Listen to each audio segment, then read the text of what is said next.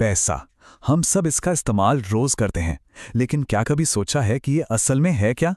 आज हम इसी पहेली को सुलझाएंगे। पैसे के सबसे ठोस रूप से लेकर उसके सबसे एब्स्ट्रैक्ट यानी कि अमूर्त रूप तक।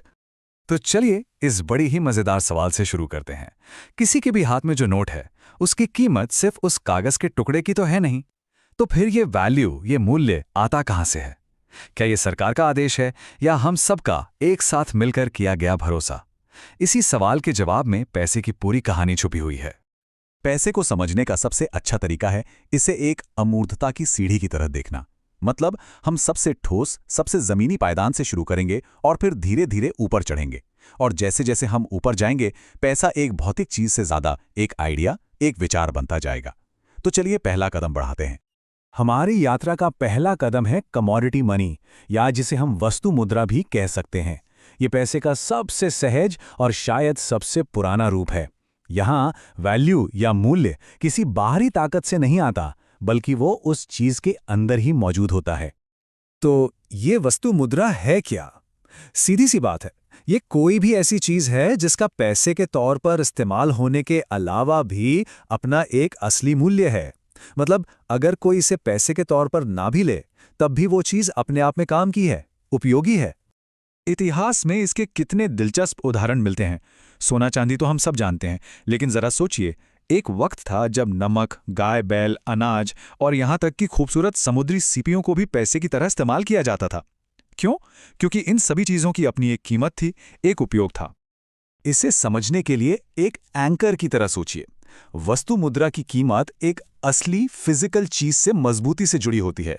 सोने का सिक्का इसलिए कीमती है क्योंकि सोना अपने आप में कीमती है। यही इसका एंकर है, एक ठोस भौतिक हकीकत जो इसे मूल्य देती है। अब हम सीढ़ी पर एक कदम और ऊपर चढ़ते हैं। यहां पैसा अपनी फिजिकल दुनिया से थोड़ा अलग होने लगता है। यह है फिएट मनी, जिसका मूल्य किसी वस्तु में नहीं, बल्कि सरकार के एक आदेश में, एक फरमान में छिपा होता है। अब देखिए, यहां एक बहुत बड़ा फर्क साफ नजर आता है। एक तरफ है वस्तु मुद्रा, जिसका अपना खुद का मूल्य है, और दूसरी तरफ है फिएट मनी, जो कागज के रूप में तो कुछ खास कीमती नहीं है। इसकी कीमत सिर्फ इसलिए है क्योंकि सरकार कहती है कि इसकी कीमत है। हमारा रुपया हो या अमेरिकी डॉलर, ये दोनों इसके सबसे अच्छे उदाहरण हैं। तो फिएट मनी को हम कैसे परिभाषित कर सकते हैं? ये सरकार की तरफ से जारी की गई करेंसी है। इसका मूल्य सोने या चांदी जैसी किसी चीज से नहीं जुड़ा होता, बल्कि पूरी तरह से उस सरकार पर हमारे भरोसे पर टिका होता है। इसी को लीगल टेंडर कहते हैं, जिसका मतलब है कि कानूनन इसे स्वीकार करने से कोई मना नहीं कर सकता। ये बात अपने आप में कितनी शक्तिशाली है, सोचिए। कागज का वो टुकड़ा पैसा सिर्फ इसलिए है क्योंकि सरकार कहती है कि ये पैसा है। ये पूरी तरह से अधिकार और सामूहिक विश्वास का खेल है। चलिए अब अमूर्तता की सीढ़ी पर और ऊपर चलते हैं, जहां चीजें और भी दिलचस्प हो जाती हैं।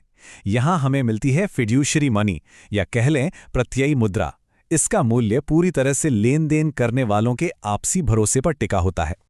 इसको ऐसे समझिए, फिड्यूशरी मनी खुद में पैसा नहीं है, बल्कि पैसे का एक वादा है। ये एक तरह का आईओयू है, मतलब मैं आपका ऋणी हूं। इसका पूरा खेल भरोसे पे टिका है कि ये वादा निभाया जरूर जाएगा। इसे समझने का सबसे अच्छा उदाहरण है एक चेक। जब कोई चेक लिखता है तो वो असल में एक वादा कर रहा होता है।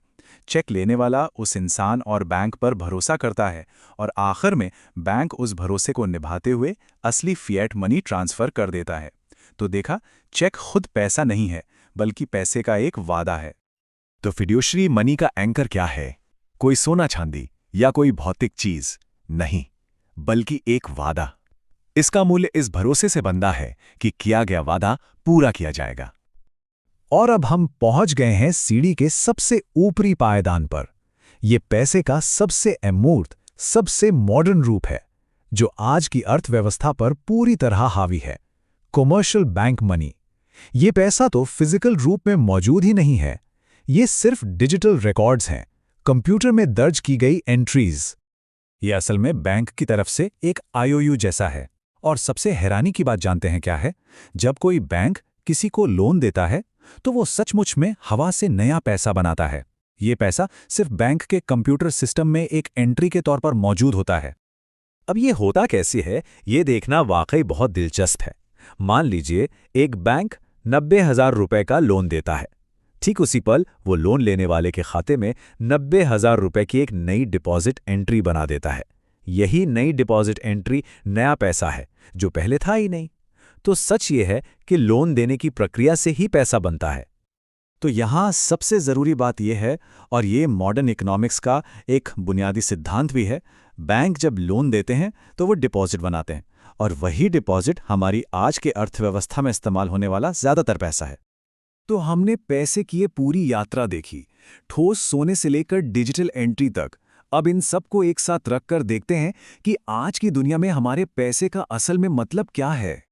ये चार्ट एक ऐसी सच्चाई दिखाता है जो अक्सर लोगों को हैरान कर देती है। हमारी अर्थव्यवस्था में जितना भी पैसा मौजूद है, उसका लगभग 90% हिस्सा कमर्शियल बैंक मनी है, यानी डिजिटल पैसा जो बैंकों ने लोन देकर बनाया है। सिर्फ 10% ही असली कैश यानी कि फिएट मनी है। इसे बहुत सीधे तौर पर ऐसे समझ सकते हैं, किसी के भी पर्स में रखे नोट और सिक्के फिएट मनी है, लेकिन बैंक खाते में जो बैलेंस दिखता है वो कमर्शियल बैंक मनी है। ये सिर्फ एक डिजिटल रिकॉर्ड है, बैंक का एक वादा है कि मांगने पर वो हमें फिएट मनी देगा। और ये पूरी बात हमें एक बहुत बड़े सवाल पर लाके छोड़ देती है। जैसे जैसे हम एक ऐसी दुनिया की तरफ बढ़ रहे हैं जहां पैसा सिर्फ स्क्रीन पर दिखने वाले नंबर्स हैं और लेन देन पलक झपकते ही हो जाते हैं, तो फिर इस पैसे का आखिरी एंकर क्या होगा? इसका मूल्य किस चीज़ पर टिकेगा? भरोसे पर, टेक्नोलॉजी पर, या कुछ और? इस पर सोचना ज़रूरी है।